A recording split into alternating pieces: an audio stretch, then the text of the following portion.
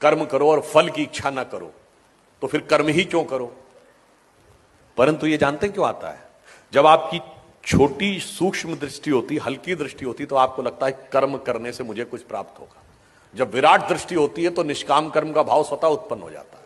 अब मैं आपसे पूछूं कि हम सब यहां बैठे हुए हैं, हम अपने शरीर को एक यूनिट मान लें और इससे माइक्रो लेवल पे बढ़े और फिर मैक्रो लेवल पे बढ़े।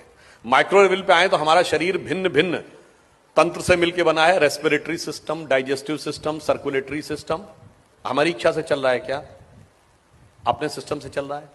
हमारे शरीर के जितने तंत्र भिन्न भिन्न अंगों से बने, हार्ट, लिवर, किडनी, हमारी इच्छा से चल रहे हैं क्या?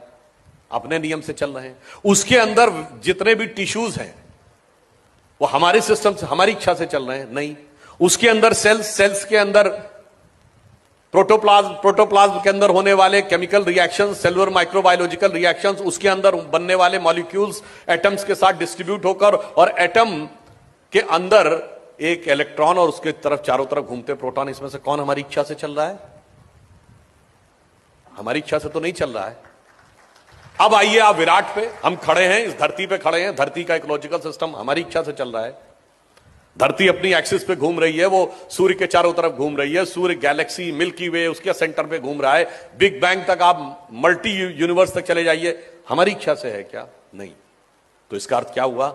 जब संपूर्ण सृष्टि के क्रम में हमारा नियंत्रण परिणाम पर नहीं है, हमारा नियंत्रण केवल कर्तव्य पर है। इसलिए जिस भी स्थान पर जो भी भूमिका ईश्वर ने दी है, यदि आप इस विराट सत्य को समझ पाएंगे तो आपके मन में स्वतः निष्काम कर्म का भाव उत्पन्न हो जाएगा कि मुझे अपना कर्तव्य करना है, बाकी इस विराट सृष्टि क्रम को चलाने वाला ईश्वर स्वतः हमें उसका उपयुक्त फल देगा।